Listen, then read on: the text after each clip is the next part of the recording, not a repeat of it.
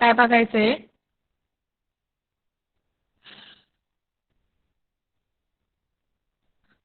So here today what we have to see the hybrid inheritance. So basically in this inheritance one class is derived from the multiple base class. ठीक आहे, multiple base class असतात आणि multiple base class पासून एक class काय होतो derive होतो and those base class are themselves are derive from the single base class. ठीक आहे, म्हणजे एकापेक्षा जास्त काय असतात बेस क्लास असतात आणि ते जे बेस क्लास आहे ते एका सिंगल बेस क्लास पासून काय झालेले असतात डिराईव्ह झालेले असतात. So consider the following figure where the base it is the base class and from which the subject 1 and subject 2 are the subject 2 classes are derived. So also subject it is derived class of subject 1 and subject 2 using the multiple inheritance. ठीक आहे, so using the multiple inheritance the class sub 1 then class sub 2 then class base then class sub. ठीक आहे, now public and protected members of the class base will be inherited into the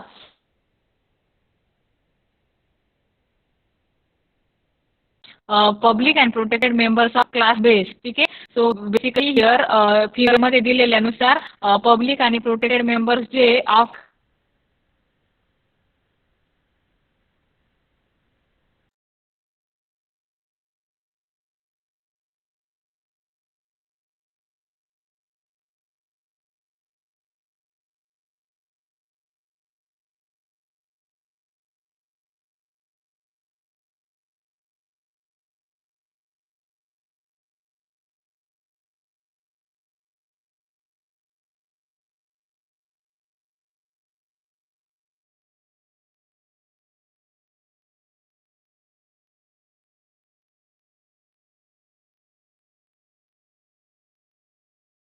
okay student join होत आहे तो तोपर्यंत आपण थोडंसं weight करू आणि सकाळच्याच मॉर्निंगच्या लेक्चरची आपण रिव्हिजन घेऊया.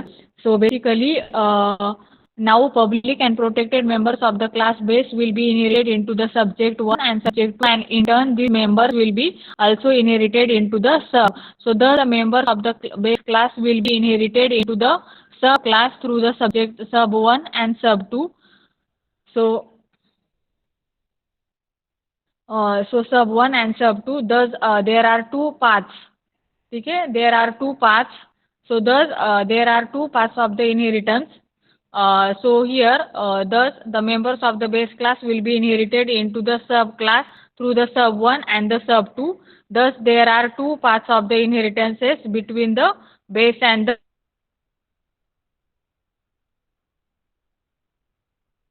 there are two paths of the inheritances.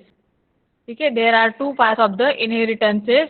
So here thus there are two paths of the inheritances between the base and the sub and hence it is called as the multipath inheritance. So this also leads to ambiguous function call. Okay, now next one it is the virtual base class. So what is exactly the virtual base class? So consider the class hierarchy which is shown in the following figure 3.7.2. मग क्लासची जी hierarchy दिलेली आहे इथे त्याच्यामध्ये class base घेतलाय public void A B. ठीक आहे, त्याच्यानंतर सब्जेक्ट 1 घेतलाय. ठीक आहे, subject 1 class subject 1 public base, त्याच्यानंतर पब्लिक वाईड पी क्यू घेतलाय, त्याच्यानंतर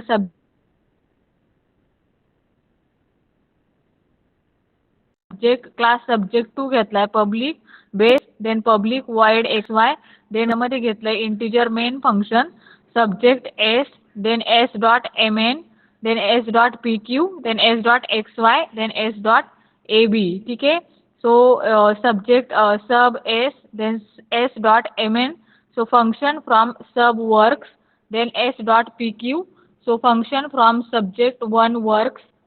Here subject 1 will work then s dot xy, so function from subject 2 works then s dot ab. Error, ठीक है, s dot ab error will be generated, that is ambiguous function. ठीक है, ambiguous function. So basically in the above class inheritance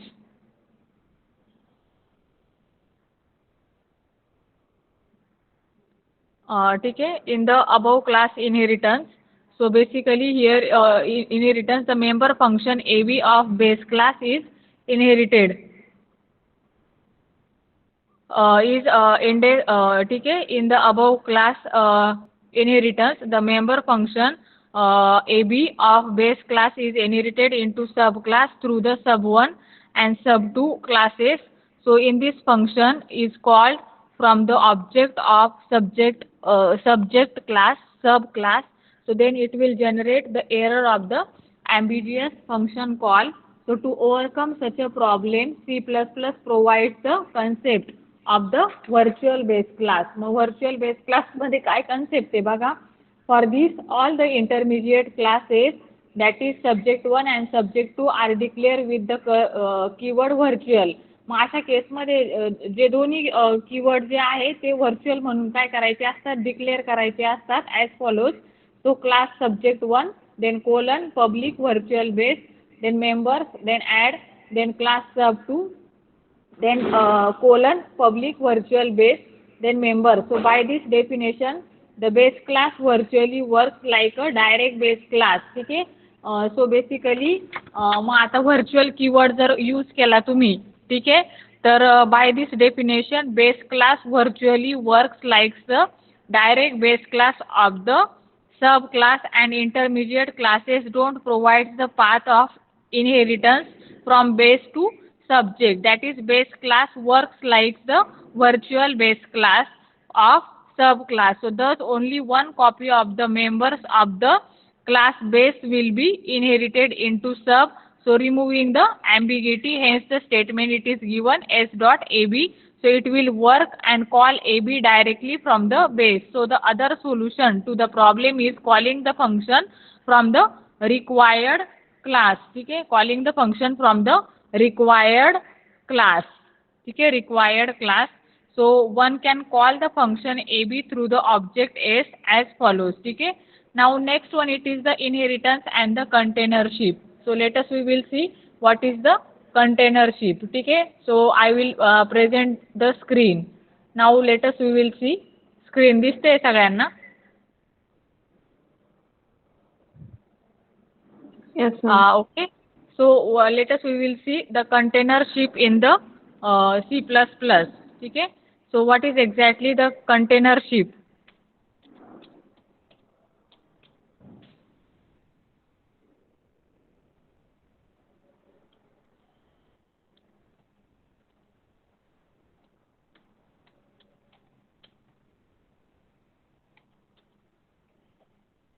So container, it act as a container. ठीक है. So basically let us we will see what we have to see the difference between the containership and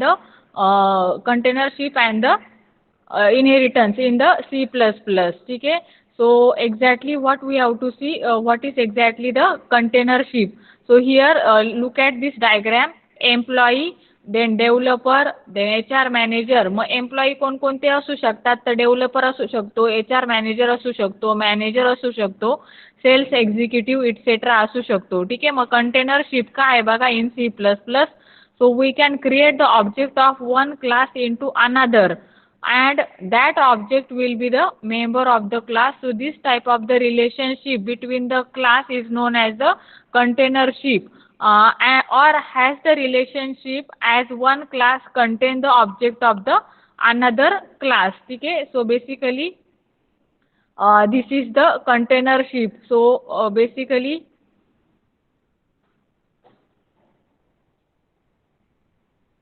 containership here it is given.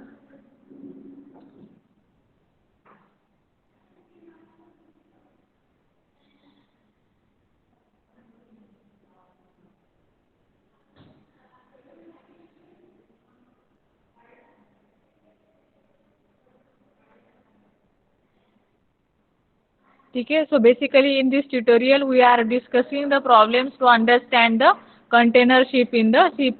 So the parameter, if the certain class contains the another class which is called as the, म्हणजे एखादा class जर another class काय असेल, it contains the another class, then it is called as the containership. ठीक है. So the parameter, if the certain class contains the another class is called as the container ship.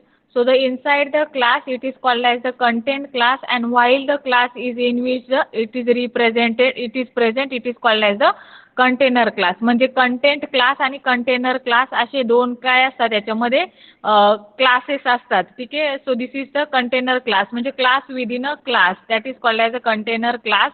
मग जो class आतमध्ये असेल तो काय, म्हणजे ज्या क्लासने दुसऱ्या क्लासला होल्ड केलेला असेल तो काय असेल, कंटेनर क्लास असेल. आणि जो क्लास होल्ड केलेला असेल त्याला म्हणतात कंटेंट क्लास. ठीक आहे, content class.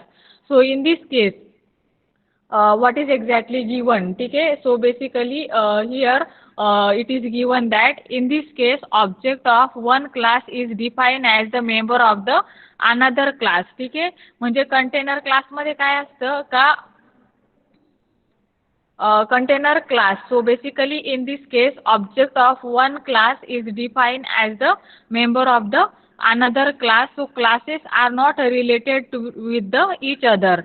So the class that holds the objects of other class is called as the container. ठीक आहे, the class that holds the object of other class, म्हणजे एक क्लास दुसऱ्या क्लासचे ऑब्जेक्ट काय करतो, होल्ड करतो, that is called as the container class. So in case of container ship the two classes are independent. ठीक है, in case of the container ship the two classes are independent and they do not relate with each other with the inheritance, but one class object is made part member of other class. म्हणजे त्या दोघांमध्ये काही relationship नसते.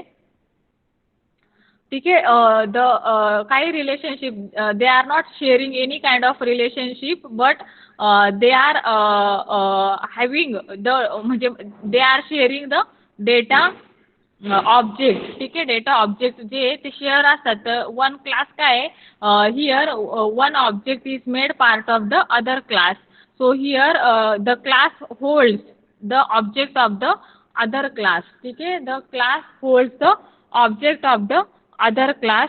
So this feature is called as an aggregation. ठीक आहे, मग असं जे फीचर आहे की याच्या दोन क्लासमध्ये इनहेरिटन्स रिलेशनशिप नसते, पण ऑब्जेक्ट जे ते म्हणजे एक क्लास दुसऱ्या क्लासचे ऑब्जेक्ट काय करतो, होल्ड करतो. The class holds the object of the other class.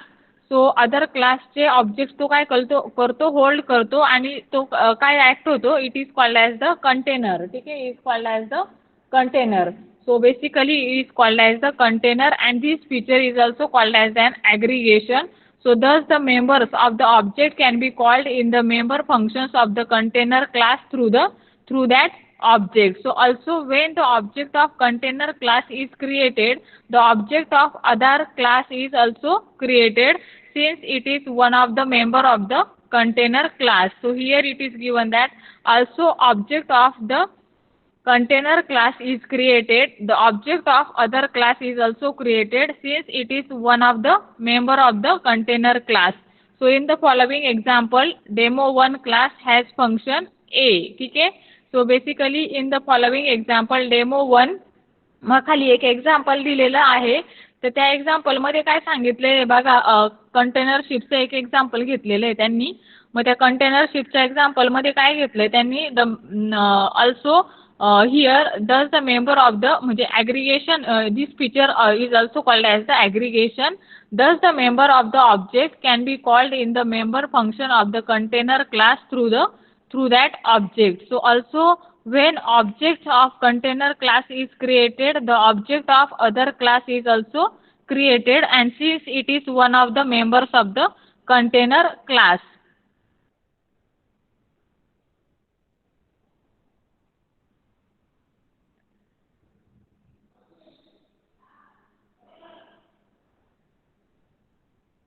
Okay, container class.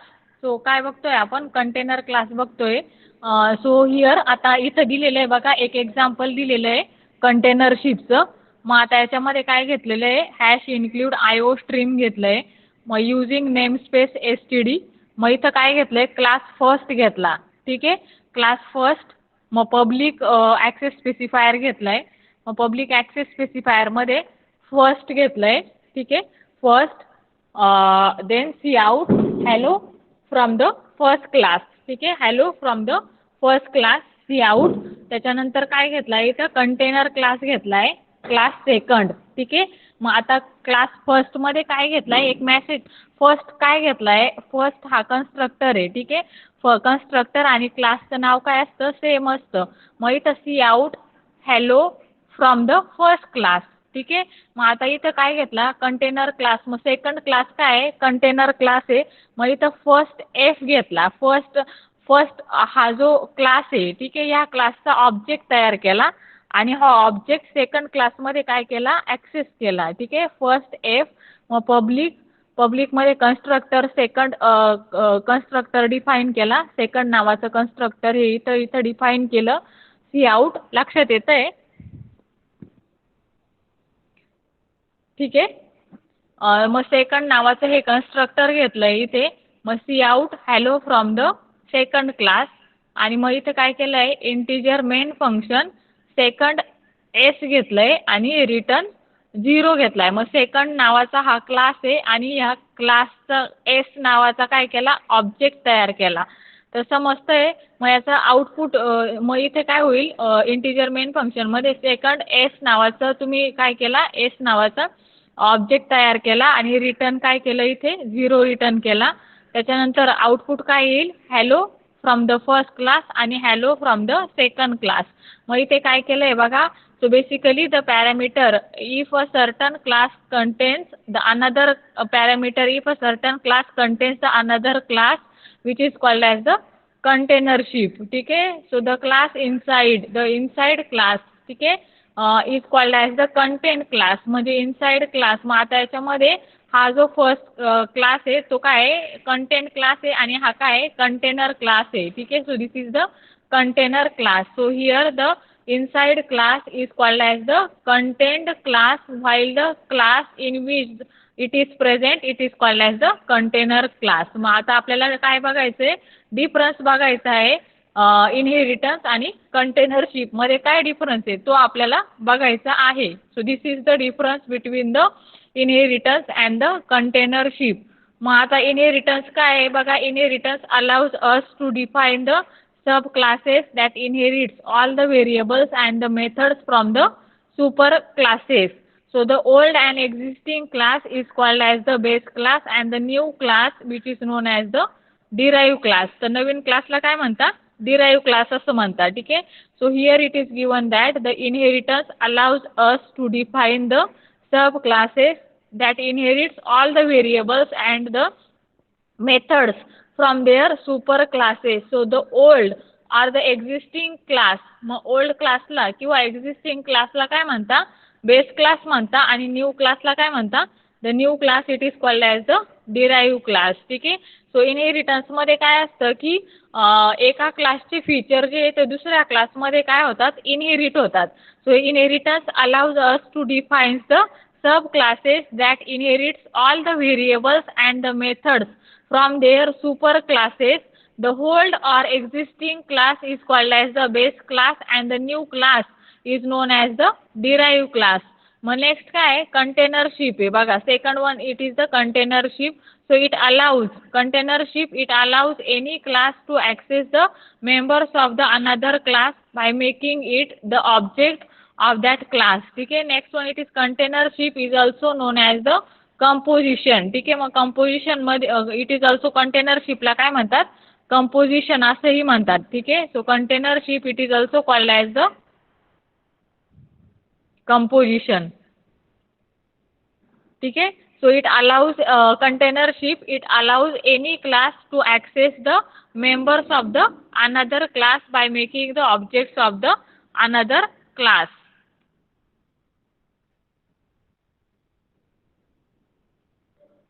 Okay. So basically containership it allows any class to access the members of the another class by making it the object of that class. So containership is also known as the composition. ठीक आहे. कंटेनरशिपलाच काय म्हणतात, composition असं म्हणतात. So containership it is also called as the composition. मग containership काय allow करते, it allows any class to access the members of another class by making it the object of that class. ठीक आहे. म्हणजे कुठल्याही क्लासचे मेंबर्स तुम्ही access करू शकता bye making the object of that class, म्हणजे त्या क्लासचे ऑब्जेक्ट तयार करून तुम्ही काय मेंबर्स ॲक्सेस करू शकता. मग डिफरन्स काय आहे बघा इनहेरिटन्समध्ये आणि कंटेनरशिपमध्ये. मग पहिला डिफरन्स दिला आहे, it enables the class to inherit the data and the functions from the base class. ठीक आहे, inheritance enables the class to inherit the data and the function from the base class. कंटेनरशिपमध्ये काय आहे, it enables a class to contain the objects of different classes as the data members. ठीक आहे, मग काय करतो containership, it enables a class to contain the objects of different classes as the data members. Next difference काय बघा, the derive class may be override the functionality of the base class. ठीक है, so derived class may override the functionality of the base class. Next one it is that the container class can't override the functionality of the content class. ठीक है, so content class ची functionality तो override करू शकत नाही. Next one it is that the derived class may add the data and the functions to the base class. So here it is given that the inheritance, the derived class may add the data or the functions to the base class. Next one it is the containership. So the container class can't add anything to the content class. Next one it is that inheritance represents the is a relationship and the containership represents the has a relationship. Okay, so this is the difference between the inheritance and the containership. So basically containership in C++ with example it is given. So whenever an object of a class is declared as a member of another class, so here it is given that whenever an object of a class is declared as a member of another class, then it is known as the container class. So in the containership, the object of one class is declared in the another class. Okay, are you understanding this? So this is the containership. In the containership, the object of one class is declared in the another class. So considering this, what is containership, explain its use with the example. So there are actually are simple containership also referred to as the composition. ठीक आहे, so containership ला काय म्हणतात, composition असं म्हणतात. It allows a class to contain an object of different class as a member data. ठीक आहे, as a member data. For example, class A could contain an object of class B as a member. ठीक आहे, so basically here class A could contain an object of class B, म्हणजे class A मध्ये class B चा object as a member म्हणून असू शकतो. ठीक आहे, here all the public methods or the functions defined in the B can be executed within the class A. Furthermore, what is container class in C++? Example, so a container is a holder object. ठीक आहे, container, आता तुमचं जे ड्रॉइंगचं container असतं त्याच्यामध्ये तुम्ही sheets content करतात. ठीक आहे, मग container it is a place which contains the another things. ठीक आहे, सो कंटेनरमध्ये काय असतात मग डिफरंट कंटेंट्स असू शकतात. ठीक आहे, further more what is container class in the C++ example. So a container is a holder object that stores the collection of the other objects its elements. They are implemented as a class templates which allows a great flexibility in the types supported as a element. So furthermore, what is an aggregation in the C++ with example. Next one it is that aggregation. ठीक है, aggregation concept. So aggregation is a way of composing the different abstractions together in defining the class.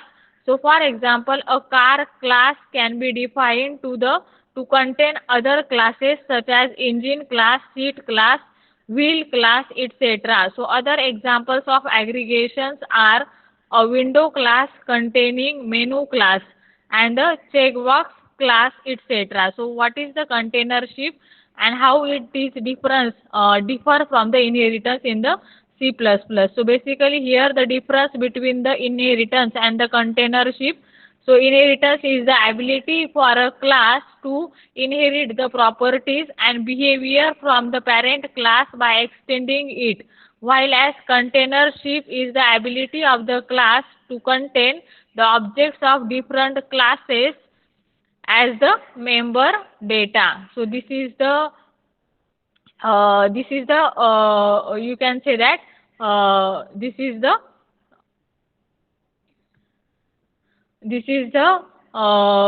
use of this. Okay. Now the next concept what we have to see, that is the abstract class in the C++. Now next concept it is that abstract class in the C++. मग आपल्याला abstract class बघायचे. So पुढचे ठीक आहे. तर त्याच्यामध्ये आपण working of म्हणजे इथे एक प्रोग्राम दिलेला आहे पेज नंबर 3 म्हणजे चॅप्टर नंबर 3 आणि थर्ड चॅप्टरमध्ये 17 नंबरचं जे पेज आहे त्याच्यावर प्रोग्राम दिलेला आहे. तर त्याच्यामध्ये दोन क्लासेस घेतले, क्लास डेमो 1 आणि क्लास डेमो 2 घेतला आहे. मग क्लास डेमो 1 मध्ये काय घेतलं आहे बघा, C out demo 1 object void एचा ए काय केलेला आहे, कन्स्ट्रक्टर डिफाईन केला आहे cout A of demo 1 other member. ठीक आहे. अदर मेंबर म्हणजे तो ए जो आहे तो दुसरा अदर मेंबर घेतलाय. त्याच्यानंतर क्लास डेमो 2 तो class works like the container class. मग याच्यामध्ये काय घेतलाय, डेमो 1 ऑब्जेक्ट. ठीक आहे. मग ऑब्जेक्ट ऑफ डेमो 1 घेतलाय. त्याच्यानंतर public demo 2 C out demo 2 object. त्याच्यानंतर वॉइड बी घेतलाय. वॉइड बी मध्ये काय घेतलंय बघा, C out B of demo 2 आणि त्याच्यामध्ये ऑब्जेक्ट डॉट ए. ठीक आहे. तर ऑब्जेक्ट डॉट ए हा घेतलाय फंक्शन ऑफ डेमो 1. ठीक आहे. Function of demo 1 object dot ए घेतलाय. ठीक आहे. ऑब्जेक्ट डॉट ए. तर डेमो वन क्लासचा ऑब्जेक्ट घेतलाय इथं. ठीक आहे. डेमो 1 क्लासचा object dot A, this is the other members. Then integer main function demo 2 M, then M dot B. ठीक आहे. डेमो 2 क्लासचा एम हा ऑब्जेक्ट तयार केला आहे आणि एम डॉट बी रिटर्न 0. ठीक आहे. मग याचं आउटपुट कसं येतं, demo 1 object, then demo 2 object, then b of demo 2 आणि ए ऑफ डेमो 1 असं त्याचं काय होतं, आउटपुट जनरेट होतं. ठीक आहे. So this is called as what in containership or aggregation in the C++. मग हा प्रोग्राम करून बघायचा आहे का? ठीक आहे. करून बघू आपण, रन होतो का बघू एकदा. स्क्रीन दिसते सगळ्यांना. त्याच्यानंतर मग आपण ॲब्स्ट्रॅक्ट क्लास बघू. So let us we will see this program. ॲग्रिगेशनचा हा प्रोग्राम आहे.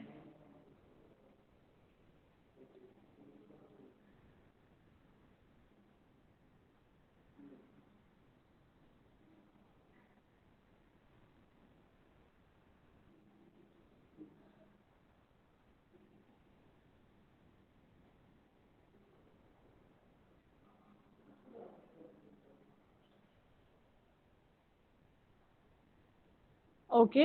So let us we will see the program. मग इथं काय दिलं आहे बघा, डेमो ऑफ ॲग्रिगेशन. ठीक आहे. Demo of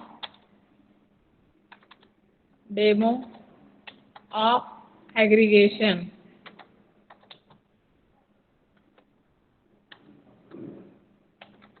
ॲग्रिगेशन or container ship.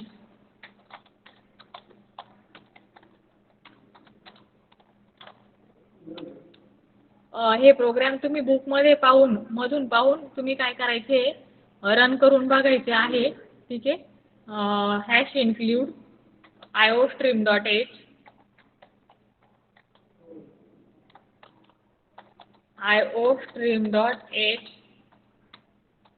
iostream.h. मग आता इथे हॅश इन्क्लूड conio.h.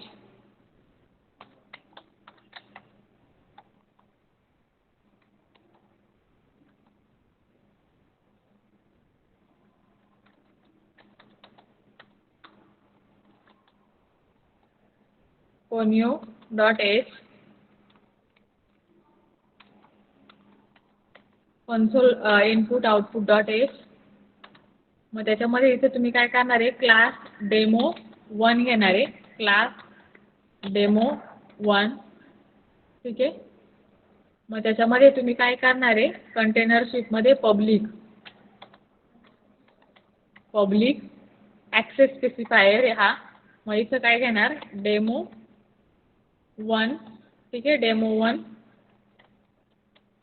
मग इथे काय घेणार तुम्ही, C out demo 1 object /n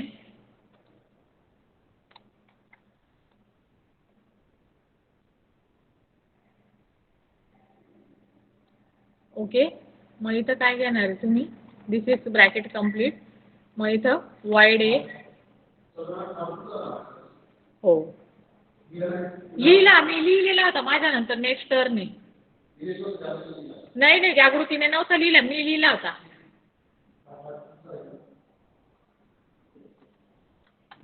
wide A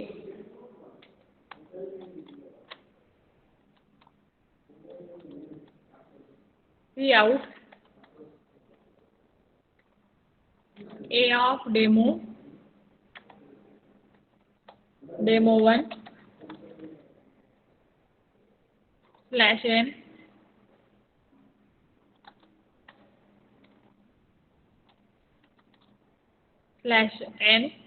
then this is other members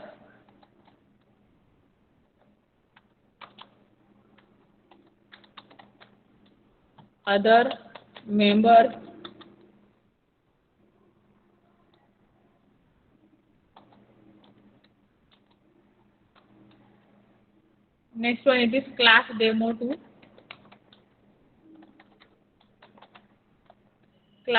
2 घेतला.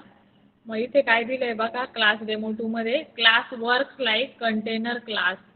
So here class works like container class.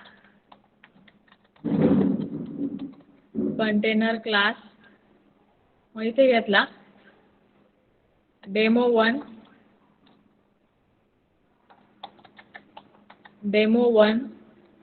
Object ठीक आहे, डेमो 1 ऑब्जेक्ट. मग इथं पब्लिक घेतला, पब्लिक ॲक्सेस स्पेसिफायर. मग इथं colon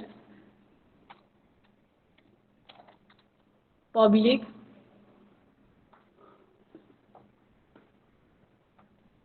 then demo 2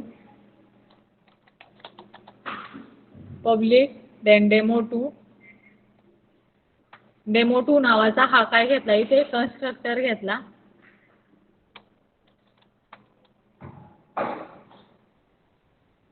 demo 2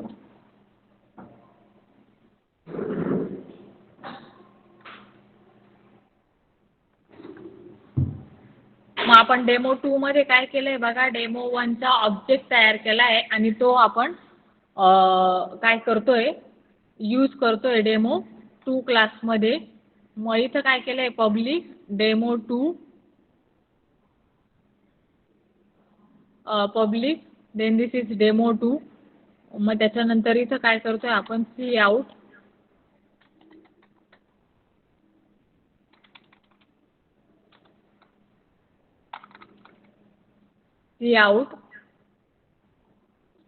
B of C out demo 2 घेतलाय ना, मग C out demo 2 object. C out इथं काय लिहिणार आपण, demo 2 object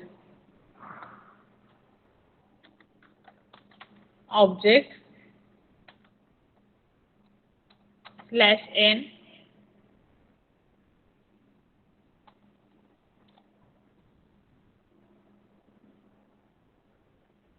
Then next one it is void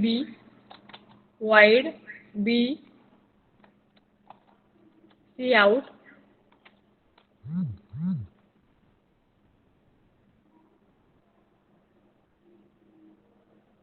void b see out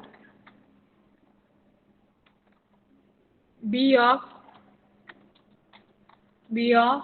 demo 2 /n object dot A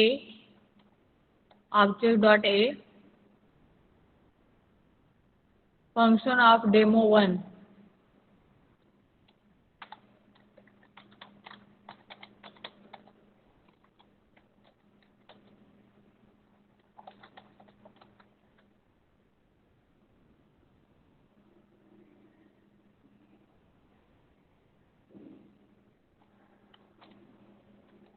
So this is other member.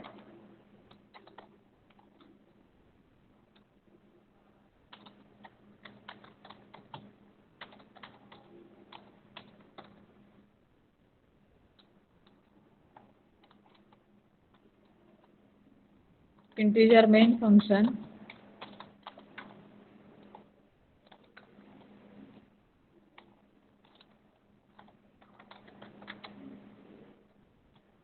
demo2 क्लासचा m हा object तयार केला आणि m.b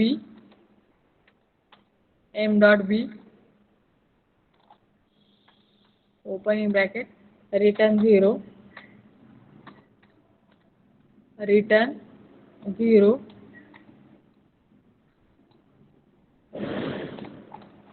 आणि याला सेव्ह करून बघू आता आपण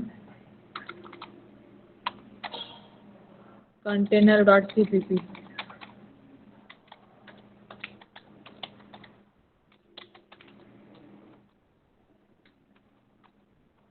एरर स्टेटमेंट मिसिंग म्हणतोय तो.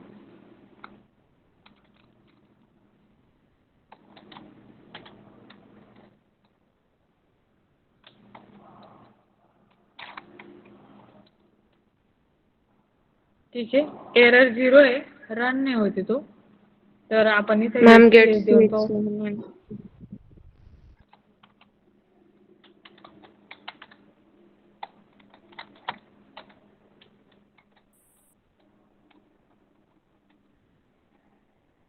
गेट सी देऊन पण रन नाही होते. ठीक आहे, याच्यामध्ये एरर 0 आहे. मग इथं काय केलं आहे बघा, क्लास डेमो घेतला आहे. डेमो क्लासमध्ये डेमो1, ठीक आहे, हा कन्स्ट्रक्टर घेतला आहे. कन्स्ट्रक्टर डेमो पब्लिक घेतला आहे. मग सी आउट डेमो1 ऑब्जेक्ट. मग इथं वॉइड ए घेतला आहे.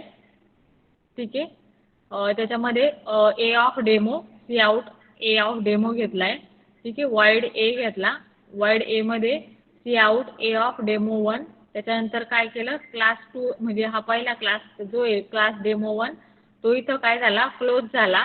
त्याच्यानंतर इथं क्लास डेमो2 घेतला आपण. डेमो2 मध्ये डेमो1 ऑब्जेक्ट, देन डेमो2.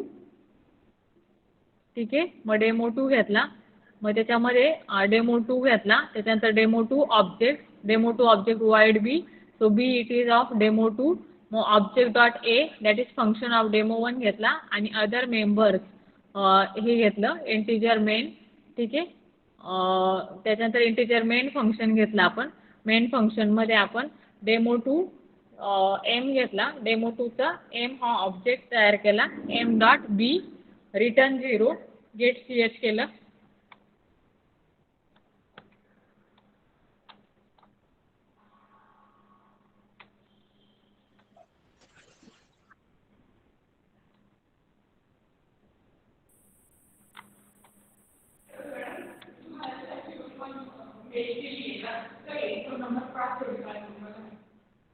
नंतर करते.